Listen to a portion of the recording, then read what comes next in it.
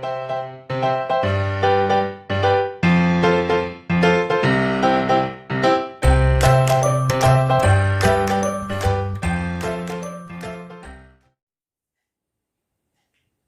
विद्यार्थी मित्रांनो, संजीवनी क्लासेस लोणेरेमध्ये आपलं सर्वांचं खूप खूप स्वागत.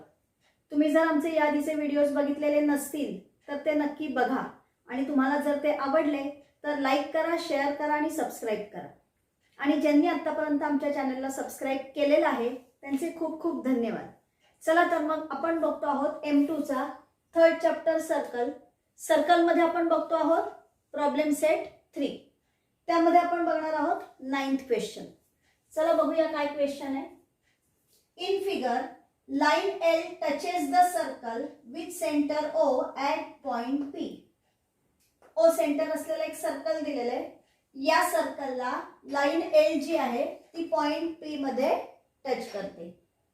Q is the mid point of radius OP.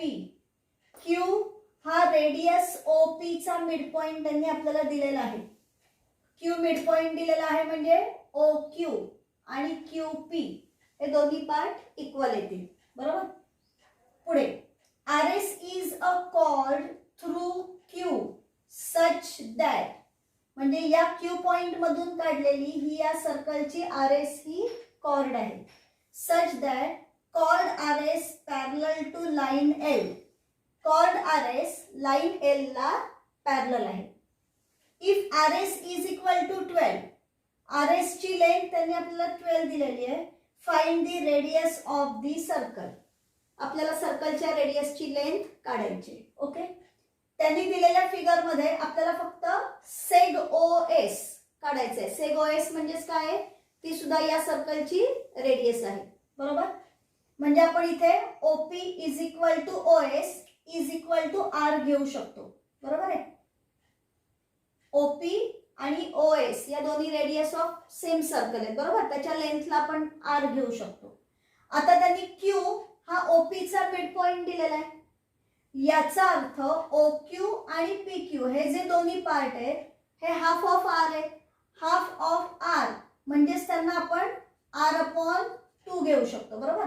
OQ सुद्धा R/2 आहे आणि PQ हे सुद्धा R/2 येणार आहे. आपल्याला फक्त OQ चीच गरज आहे म्हणून मी फक्त OQ च्या इथेच R/2 लिहिलं, बरोबर. आता बघा, लाइन L ही O सेंटर असलेल्या सर्कलला टँजंट आहे ॲट पॉइंट P, बरोबर. म्हणजे टँजंट थिअरमने आपण P हा अँगल आहे तो 90 डिग्रीचा दाखवू शकतो, बरोबर. त्यानंतर RS आणि लाइन L हे दोन्ही त्यांनी पॅरलल दिलेले आहेत. मग ते दोन्ही पॅरलल आहेत म्हणजे अँगल OQS आणि हा अँगल P हे दोन्ही येणार आहे 90 डिग्रीचे अँगल, कारण ते झाले करस्पॉन्डिंग अँगल्स, बरोबर. मग हा पण अँगल 90 डिग्री आणि OQS हा अँगल 90 डिग्री येणार, बरोबर. हा अँगल 90 डिग्री आला म्हणजे OQ RS ला परपेंडिक्युलर आहे. मग आपल्याला माहिती आहे perpendicular drawn from centre of a circle to a chord bisects the chord. हा थिअरम आहे. कोणता थिअरम आहे? Perpendicular drawn from centre of a circle to a chord, म्हणजे RS या कॉर्ड वरती O या सेंटर मधून OQ हा परपेंडिक्युलर काढलेला. मग तो परपेंडिक्युलर आहे म्हणजे तो कॉर्डला बायसेक्ट करणार. म्हणजे RQ आणि QS हे दोन्ही इक्वल होतील. मग त्यांनी आपल्याला RS ची लेंथ दिलेली आहे 12, म्हणजे RQ आणि QS या दोघांची लेंथ आपल्याला मिळेल 6, बरोबर. आता OQS हा राईट अँगल ट्रायंगल येईल आणि या राईट अँगल ट्रायंगल मध्ये जर का आपल्याला OQ, QS आणि OS या तिघांच्या लेंथ R/2 आणि 6 अशा माहिती आहेत. मग आपण पायथागोरस थिअरमने R ची व्हॅल्यू काढू शकतो, बरोबर. चला तर मग लिहूया आपण. Solution.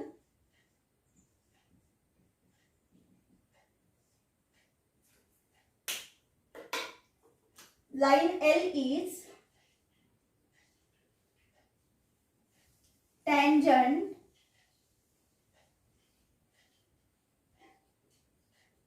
to the circle with center O at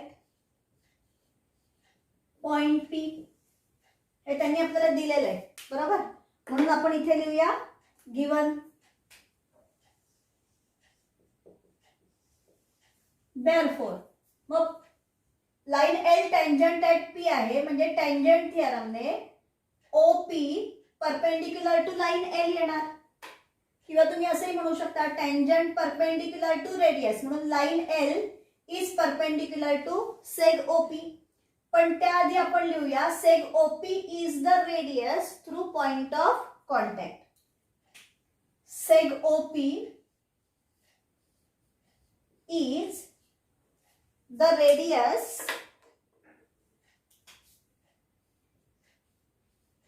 through point of contact. Through point of contact. Okay. Therefore, line L is perpendicular to seg OP. इथे आपण लिहूया result tangent theorem.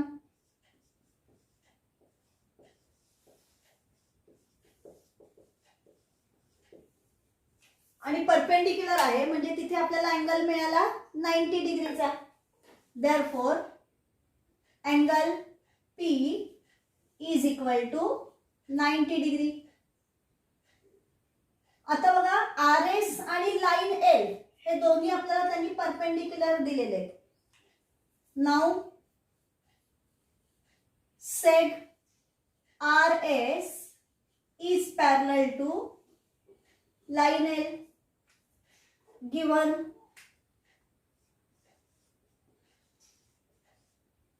Therefore angle P is equal to angle OQS. हा P angle आणि OQS angle हे दोन्ही angle equal येणार आहेत. Angle P is equal to angle OQS. Reason येणार corresponding angles.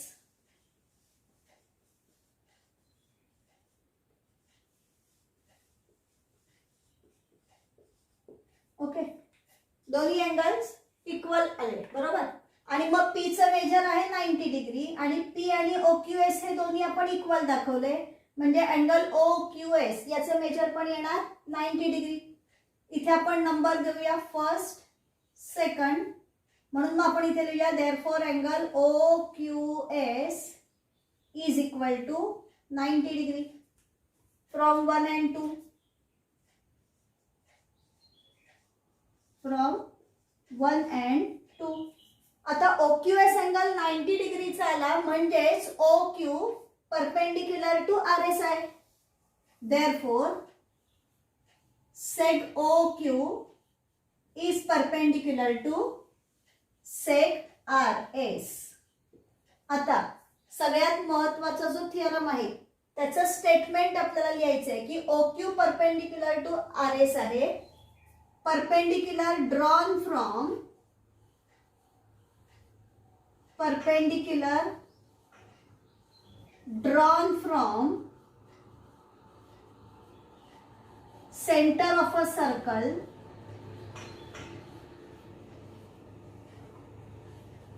to a chord bisects the chord. Bisects the chord. Therefore, RQ is equal to QS is equal to half of RS. आणि RS ची length आपल्याला त्यांनी दिलेली आहे RS is equal to 12 म्हणून आपण इथे लिहूया is equal to half into 12. इथे लिहूया since RS is equal to 12. Since RS is equal to 12. Therefore, RQ is equal to QS is equal to आपल्याला मिळालं 6.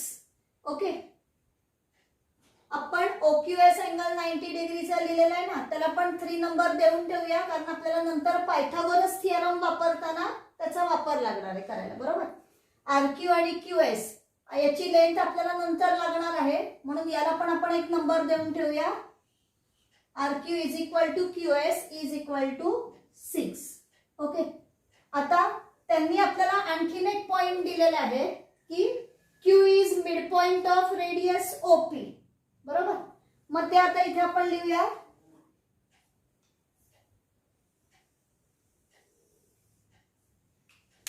Now Q is midpoint of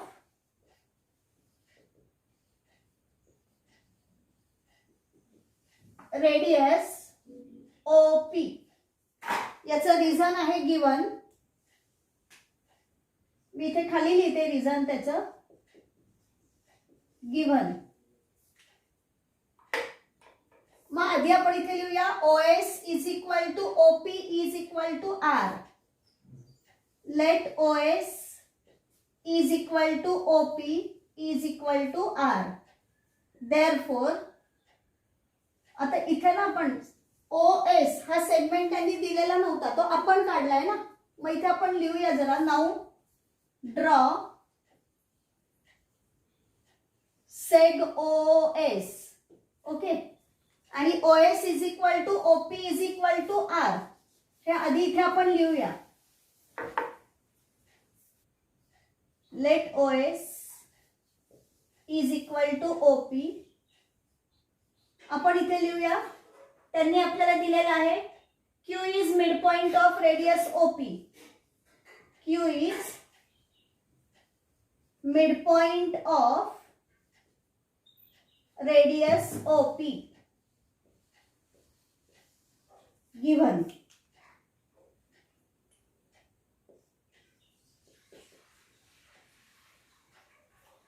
Therefore हा midpoint आहे, म्हणजे OQ is equal to येणार आहे half of OP is equal to half of R, किंवा तुम्ही R/2 असंही लिहू शकता. म्हणजे OQ इज इक्वल टू आपल्याला मिळालं R/2. ओके. हा आपल्याला मिळाला 5th पॉइंट. ओके. याला 5th पॉइंट घेऊया आपण आणि हा घेऊया 6th पॉइंट. मग आता आपल्याकडे OQ ची लेंथ आहे, QS ची पण आहे आणि OS ची पण आहे, बरोबर. QS ची आहे, OQ ची पण आहे आणि OS ची पण आहे. म्हणजे त्या ट्रायंगल मध्ये आता आपण पायथागोरस थिअरम लिहू शकतो. In right angle triangle OQS angle OQS is equal to 90 degree. इथे येणार from 3. Therefore by Pythagoras theorem, by Pythagoras theorem काय लिहिणार आपण? OQ स्क्वेअर, किंवा तुम्ही असेही लिहू शकता OS square is equal to OQ square plus QS square. Therefore OS ची लेंथ आहे आपल्याकडे R square is equal to OQ is equal to आहे R/2 ब्रॅकेट स्क्वेअर. लक्षात ठेवा R/2 लिहिलंय ना, म्हणून मला ब्रॅकेट स्क्वेअर लिहावं लागणार आहे. जर का मी R/2 स्क्वेअर असं लिहिलं ना, तर हा फक्त R चा स्क्वेअर होतो, मग 2 चा स्क्वेअर होणार नाही. म्हणून R/2 ला ब्रॅकेट करायचं आणि मग लिहायचं ब्रॅकेट स्क्वेअर प्लस QS ची लेंथ आहे आपल्याकडे 6. मग इथे आपण लिहूया 6 स्क्वेअर. या व्हॅल्यूज कोणत्या कोणत्या पॉइंट्स पासून आपण घेतल्यात ते लिहूया. फ्रॉम 4, 5, 6. From points 4, 5 and 6. आता सॉल्व करूया हे equation. R square is equal to, इथे R स्क्वेअर आहे, R स्क्वेअर आणि 2 चा स्क्वेअर आहे 4, 6 चा स्क्वेअर आहे 36. ओके, आता बघा इथे आर आहे, या ठिकाणी आर नाहीये, म्हणजे या दोघांची ऍडिशन होऊ शकणार नाही. म्हणून मग आपल्याला काय करावं लागेल, हे आर स्क्वेअर अपॉन 2 इकडे प्लस आहे ते इक्वल टू च्या या साईडला आल्यानंतर होतील मायनस. मग आपण इथे लिहूया R square minus R square upon 4 is equal to 36. आता या आर स्क्वेअरचा डिनॉमिनेटर 4 आहे आणि या आर स्क्वेअरचा डिनॉमिनेटर आहे 1. डिनॉमिनेटर सेम नाही, म्हणजे आपल्याला क्रॉस मल्टिप्लिकेशन करून डिनॉमिनेटर सेम करून घ्यावं लागेल. मग क्रॉस मल्टिप्लिकेशन आपण कसं करणार, 4 इंटू आर स्क्वेअर आले 4 R square minus 1 into R square आले आर स्क्वेअर आणि डिनॉमिनेटर मध्ये 4 1 जा 4 is equal to 36. Therefore 4r square minus R square म्हणजे इथे आले 3r स्क्वेअर आणि हे 4 इकडे डिवाइड आहेत, या साईडला गेल्यानंतर 36 ला मल्टिप्लाय होतील. Therefore 3r square is equal to 4 6 जा 24 कॅरी 2 4 3 जा 12 12 plus 2 144. Okay, 3r square is equal to आले 144. 3 या साईडला मल्टिप्लाय आहेत, त्या साईडला गेल्यानंतर होतील divide. Therefore r square is equal to 144 upon 3. Therefore r is equal to 144 चा स्क्वेअर रूट आहे 12 आणि 3 चा स्क्वेअर रूट आहे रूट 3. इथे रिझन लिहायचं टेकिंग स्क्वेअर रूट. रिझन खाली लिहिते मी इथे टेकिंग स्क्वेअर रूट. आता बघा इथे डिनॉमिनेटर मध्ये आलेला आहे रूट 3, म्हणजे तो आहे इररेशनल नंबर. आपल्याला इररेशनल नंबर डिनॉमिनेटर मध्ये ठेवायचा नाहीये, म्हणून मग इथे काय करणार, म्हणजे रॅशनलाइज द डिनॉमिनेटर. आपण 9th स्टँडर्ड मध्ये शिकलो रॅशनलाइज द डिनॉमिनेटर. याचा अर्थ हा जर डिनॉमिनेटर मध्ये इररॅशनल नंबर आहे तिथे आपल्याला रॅशनल नंबर आणायचा आहे.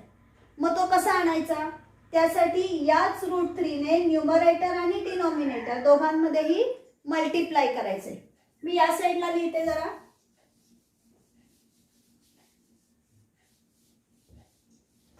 Therefore r is equal to 12 upon root 3 into root 3 upon root 3. Therefore r is equal to 12 into root 3 आले 12 root 3 आणि root 3 आणि root 3 याचं मल्टिप्लिकेशन आहे 3. 3 1 जा 3 3 4 जा 12 डिवाइड केलं. Therefore r is equal to 4 root 3 unit. त्यांनी आपल्याला विचारलेलं आहे what is the radius of circle, म्हणून आपण फायनल आन्सर लिहिणार आहोत. Radius of a circle, radius of a circle is 4 root 3 unit. जर का त्यांनी मीटर सेंटीमीटर असं काही दिलेलं असतं तर आपण त्या पद्धतीने लिहिलेलं असतं, पण त्यांनी युनिट दिलेलं नाहीये, म्हणून आपण इथे फक्त युनिट असंच लिहायचं आहे. हे झालं आपलं final answer.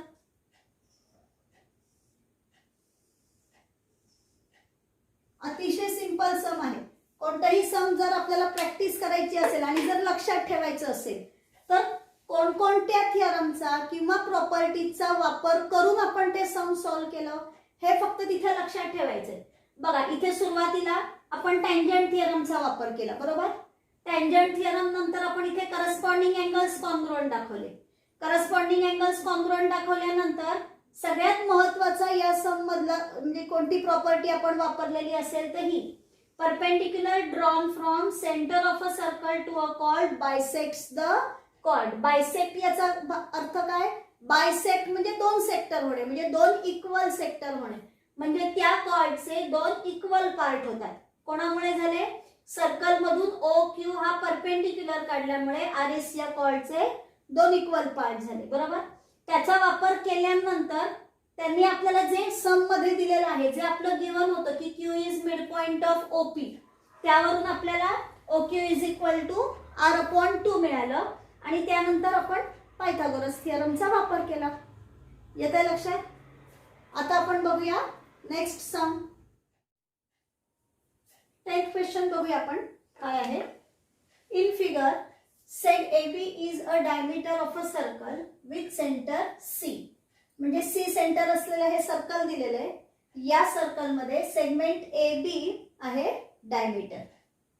Line PQ is a tangent which touches the circle at point T. Line PQ ही दिलेली आहे सर्कलची टँजंट आणि T हा आहे point of contact. Seg AP perpendicular to line PQ. Seg AP perpendicular to line PQ.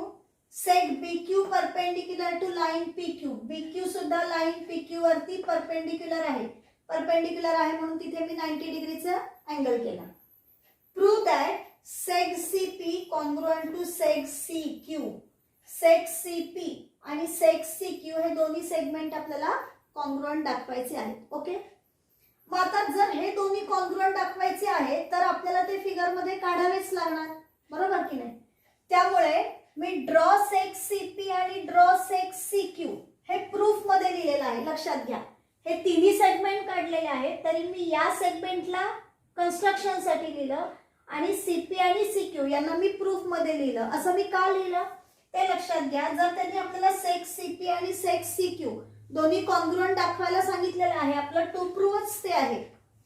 मग जर का आपल्याला ते प्रूव्ह करायचे म्हणजे ते आपल्याला काढावे लागणारच आहे. आपण या सम साठी ते काही वेगळं स्वतःच्या मनाने कन्स्ट्रक्शन केलेलं नाही, म्हणून त्याला मी प्रूफ मध्ये लिहिलं ड्रॉ सेग सीपी ड्रॉ सेग सीक्यू. आणि सेगमेंट सीटी हा मात्र आपण काढलेला आहे, आपल्या मनाने कन्स्ट्रक्शन केलेलं आहे, कारण त्याची मदत आपल्याला या प्रूफ साठी घ्यावी लागणार आहे आणि म्हणून त्याला मी कन्स्ट्रक्शन मध्ये लिहिलं ड्रॉ सेग सीटी. ओके. आता बघा सीपी आणि सीक्यू हे दोन आपण सेगमेंट काढले. आता त्यांनी आपल्याला काय दिलेलं आहे की सी सेंटर असलेल्या सर्कल मध्ये ए बी हा आहे डायमीटर. ए बी डायमीटर आहे म्हणजे सीए आणि सीबी ह्या दोन झाल्या radii of same circle. Radii of same circle are equal, बरोबर. आता सीए आणि सीबी या दोन्ही आपण इक्वल दाखवल्या, बरोबर. आता बघा एपी परपेंडिक्युलर टू पीक्यू त्यांनी दिलेला आहे, बीक्यू परपेंडिक्युलर टू पीक्यू हे सुद्धा त्यांनी दिलेलं आहे. टी हा पॉइंट ऑफ कॉन्टॅक्ट आहे पीक्यू या लाईनचा आणि सीटी ही त्या पॉइंट ऑफ कॉन्टॅक्ट मधून काढलेली रेडियस आहे.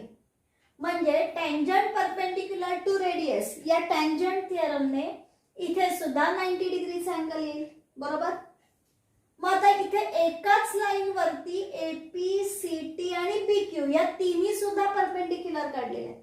मग ज्या वेळेला एकाच लाईन वरती या तिन्ही परपेंडिक्युलर काढलेले आहेत त्यावेळेला त्या तिन्ही लाईन्स पॅरलल असतात, म्हणून एपी सीटी आणि बीक्यू या पॅरलल आल्या. तुम्ही या पद्धतीने सुद्धा लिहू शकता किंवा बघा या एका लाईन वरती या तिन्ही लाईन्स परपेंडिक्युलर आहेत आणि पी टी आणि क्यू या तिन्ही पॉइंटच्या इथे आपल्याला 90 डिग्रीचे अँगल मिळत आहेत, बरोबर. म्हणजे ते कॉन्ग्रुएंट आले. तुम्ही जर का त्यांना पी या बाजूचा टी आणि क्यू या अँगलला जर तुम्ही घेतलं तर तुम्ही इथे ते करस्पॉन्डिंग अँगल्स म्हणून कॉन्ग्रुएंट दाखवू शकता, बरोबर. आणि करस्पॉन्डिंग अँगल्स कॉन्ग्रुएंट आल्या म्हणजे या तिन्ही लाईन्स कशा आल्या, पॅरलल आल्या, बरोबर. आता तिन्ही लाईन्स पॅरलल आहेत आणि त्यांच्या PQ आणि AB या दोन ट्रान्सव्हर्सल आहेत, बरोबर. मग property of 3 parallel lines and their transversal याने आपण सांगू शकतो की BC upon CA is equal to QT upon TP. पण BC अपॉन CA किंवा तुम्ही AC अपॉन CB काही घेतलं तरी चालेल. इथून जर AC अपॉन CB घेतलं तर तुम्हाला इथून PT अपॉन TQ घ्यावं लागेल. मग हे दोन्ही रेशोज इक्वल आहेत पण या रेडिया ऑफ सेम सर्कल आहेत म्हणजे AC अपॉन CB हा रेशो 1 येणार आहे, बरोबर की नाही. कारण AC आणि CB दोन्ही इक्वल आहेत त्यामुळे PT आणि TQ हे दोन्ही सुद्धा कसे येतील, इक्वल येतील. हे दोन्ही इक्वल दाखवल्यानंतर आता CTP आणि CTQ हे जे दोन ट्रायंगल्स आहेत हे दोन ट्रायंगल्स आपण एखाद्या टेस्टनी कॉन्ग्रुएंट दाखवले की corresponding sides of congruent triangles म्हणून सीपी आणि सीक्यू जे दोन त्यांनी आपल्याला टू प्रूव्ह मध्ये विचारलेले आहेत त्या दोन्ही साइड्स आपण कॉन्ग्रुएंट दाखवू शकतो. बरोबर. चला तर मग आपण सुरुवात करूया लिहायला. In a circle with centre C, in a circle with centre C, first point मी लिहिते seg A B is a diameter. याचं रिझन येणार आहे गिवन, कारण त्यांनी आपल्याला दिलेलं आहे की सेगमेंट ए बी हा डायमीटर आहे. बरोबर. म्हणून आपण इथे लिहूया given. Therefore AC is equal to CB, radii of same circle, radii of same circle. हे रिझन आलं. बरोबर. आपल्याला AC आणि CB हे इक्वल आहेत याचा नंतर वापर करायचा आहे म्हणून आपण AC is equal to CB लिहून ठेवलं. बरोबर आहे. आता इथे आपण लिहूया टँजंट कोणती आहे ते लिहूया. Line PQ is tangent to the circle at point T. इथे मी लिहिते given. therefore sec CT is the radius through point of contact, through point of contact. आपण काढलेलं आहे ना सिटी. मग इथे मी लिहिते construction.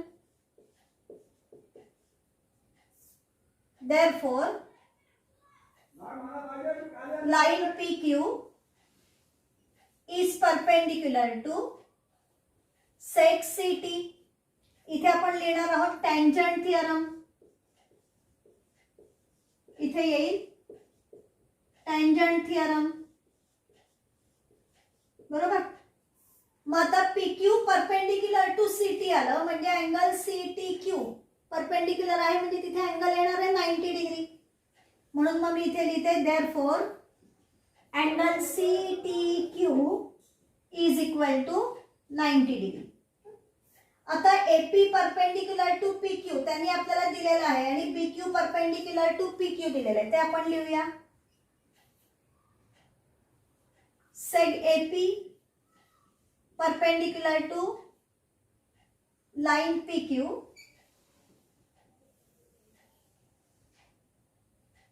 seg AP perpendicular to line PQ seg BQ perpendicular to line PQ given आहे.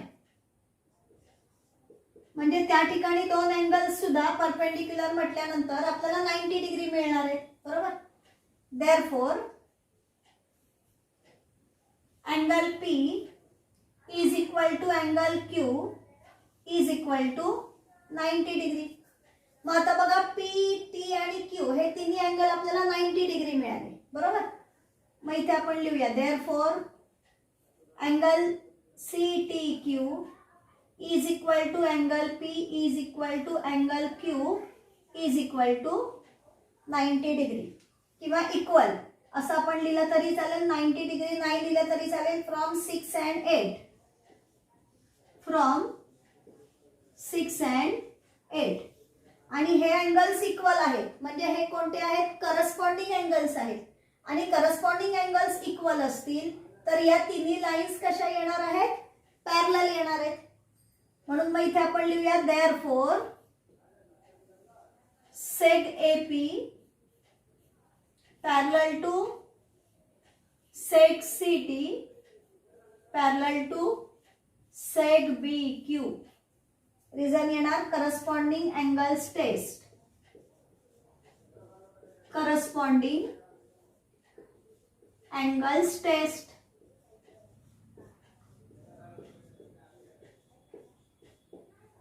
आता या 3 पॅरलल लाईन्स आल्या seg AB and seg PQ.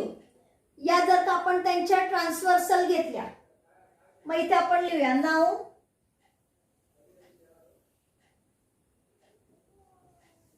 Now सेग AB and हा 11th पॉइंट आहे आपला and seg PQ are their transversals. Therefore, by the property of 3 parallel lines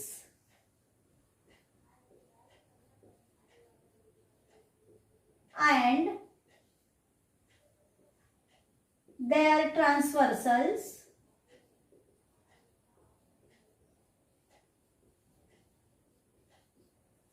काय आहे property of 3 parallel lines and their transversal. जर का 3 lines parallel असतील तर त्या लाईन्सना जर का 2 ट्रान्सव्हर्सलनी इंटरसेक्ट केलं तर त्या ट्रान्सव्हर्सल वरती मिळणारे जे इंटरसेप्ट आहेत त्या इंटरसेप्टचे रेशोज इक्वल असतात. म्हणून मग इथे आपण लिहूया AC upon CB is equal to PT upon TQ. Reason मी इथेच लिहिलेलं आहे म्हणून यापुढे मी त्याचं रिझन लिहिलं नाहीये. या स्टेपचं रिझन जे आहे हे आपण इथे लिहिलेलं आहे. But AC upon CB is equal to 1 from 2. कारण इथे AC आणि CB दोन्ही इक्वल आहेत. मग जर दोन्ही इक्वल आहेत तर त्यांचा रेशो येणार आहे 1 आणि हा रेशो 1 आला म्हणजे PT अपॉन TQ हा रेशो सुद्धा येणार आहे 1. मग इथे आपण लिहूया therefore PT upon TQ is equal to 1 from 12 and 13. आता PT आणि TQ यांचा रेशो 1 आला म्हणजेच PT आणि TQ हे दोन्ही सुद्धा कसे आहेत इक्वल आहेत. म्हणून मग इथे आपण घेऊया therefore PT is equal to TQ. PT आणि TQ हे दोन्ही इक्वल आले. आता CTP आणि CTQ हे 2 ट्रायंगल्स कोणत्या टेस्टने आपल्याला कॉन्ग्रुएंट दाखवता येतात ते बघूया. In triangle CTP and triangle CTQ 2 triangle जर का आपल्याला कॉन्ग्रुएंट दाखवायचे असतील तर आपल्याला त्यांचे मिनिमम 3 कॉम्पोनंट्स किंवा 3 फॅक्टर्स असतात ते कॉन्ग्रुएंट दाखवावे लागतात. बरोबर आहे. मग सगळ्यात आधी आपण घेऊया seg CT is congruent to CT कारण ती आहे त्यांची common side. Seg CT is congruent to seg CT. Reason लिहूया common side. Common side. Next angle CTP is equal to angle CTQ. इथे परपेंडिक्युलर आहे म्हणजे each angle is of 90 degree. Angle CTP is congruent to angle CTQ each of 90 degree.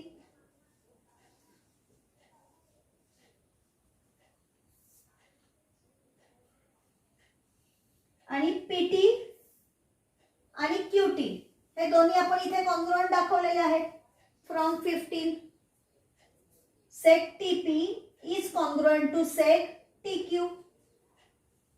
सेग TP is congruent to seg TQ. इथे लिहूया from 15 step. मग आता 3 factors आपण दाखवले, common side, angle आणि ही साइडची एक पेअर, म्हणजे एस टेस्टने दोन्ही ट्रायंगल्स कॉन्ग्रुएंट झाले. मग इथे आपण लिहूया therefore triangle CTP is congruent to triangle CTQ by SAS test. मी याचं रिझन इथे खाली लिहिते, बाय SAS टेस्ट. आणि SAS टेस्टने ट्रायंगल्स कॉन्ग्रुएंट झाले, बरोबर, म्हणजे त्यांच्या करस्पॉन्डिंग साइड्स तर कॉन्ग्रुएंट येणार आहेत, CP आणि CQ. Therefore seg CP congruent to seg CQ. Reason येणार corresponding sides of congruent triangles. Okay, तुम्हाला फुल फॉर्म मध्ये लिहायचंय, माझ्याकडे जागा कमी आहे म्हणून मी शॉर्टकट मध्ये लिहिलं, येतं लक्षात. पण तुम्हाला मात्र फुल फॉर्म मध्ये लिहायचं आहे, corresponding sides of congruent triangles. आणि तेच त्यांनी आपल्याला प्रूव्ह करायला सांगितलंय. आपल्याला माहितीये की टू प्रूव्ह ही आपल्या प्रूफची सगळ्यात लास्ट स्टेप असते. ती स्टेप आली म्हणजे आपलं प्रूफ इथे कंप्लीट झालं. या व्हिडिओमध्ये आपण इथेच थांबणार आहोत. पुढचे सम्स घेऊन भेटूया पुढच्या व्हिडिओमध्ये.